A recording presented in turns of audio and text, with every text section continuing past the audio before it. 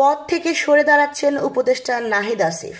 জুলাই বিপ্লবে নেতৃত্ব দেয়া ছাত্র জনতার নতুন একটি রাজনৈতিক দল আত্মপ্রকাশ করতে যাচ্ছে এবং দল ঘোষণার আগে আগামী 15 ফেব্রুয়ারির মধ্যে সরকারের তথ্য উপদেষ্টা নাহিদ ইসলাম এবং যুব ও ক্রীড়া উপদেষ্টা আসিফ মাহমুদ পদত্যাগ করবেন বলে জানা গেছে।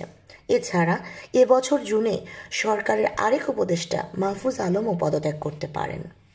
সূত্র মতে প্রথমে নতুন দলটি আহ্বায়ক কমিটি ঘোষণা করবে।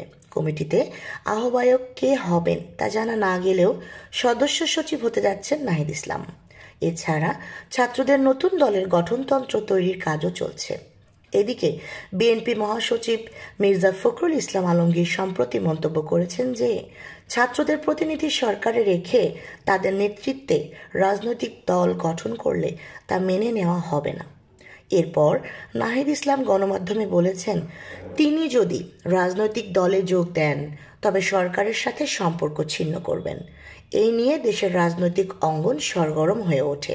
জাতীয় নাগরিক কমিটির একাধিক নেতা জানিয়েছেন, আন্দোলনের শুরু থেকে নাহিদ ইসলাম প্রথম সারির নেতৃত্বে ছিলেন এবং তিনি ছিলেন জুলাই আগস্ট অভ্যুত্থানের এক দফার ঘোষক। ছাত্র জনতার কাছেও তিনি অনেক জনপ্রিয়। জাতীয় নাগরিক কমিটির একটি বৈঠকে বেশিরভাগ সদস্য মতামত দিয়েছেন যে অন্তর্বর্তী সরকারে থাকা এক বা একাধিক ছাত্র উপদেষ্টা পদত্যাগ করে নতুন রাজনৈতিক দলে যোগ দিয়ে নেতৃত্বে আসা উচিত। সাবিনা শাহরিন, তরঙ্গ টিভি।